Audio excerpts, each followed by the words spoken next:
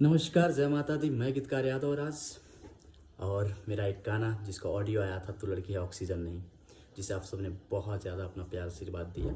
इसके लिए आप सबको दिल से धन्यवाद, दिल से थैंक यू। और इसका वीडियो नहीं, सॉरी, टीजर आ रहा है सुबह एसपी रिकॉर्ड भोजपुरी पे। बहुत ही अच्छा वीडियो बना है, कमाल का वीडियो बना है।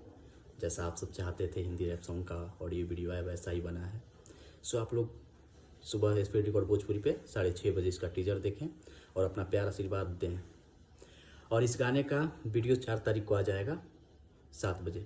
सो आप लोग ऐसे ही अपना प्यार आशीर्वाद बनाए रखिए और इस गाने को एंजॉय करिएगा।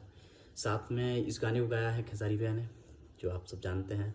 और इसमें जो आर्टिस्ट आ रही हैं फीमेल मॉडल, वो ईशा शर्मा है, जो पंजाब में बहुत सारे एल्बम्स में अच्छे गानों में काम कर चुकी हैं।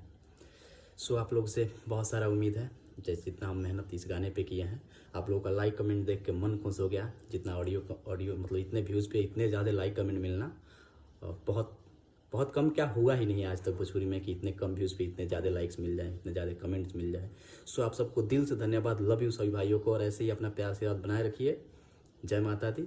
सुबह 6:30 बजे तू लड़की है ऑक्सीजन नहीं का teaser S P record Bhojpuri पे।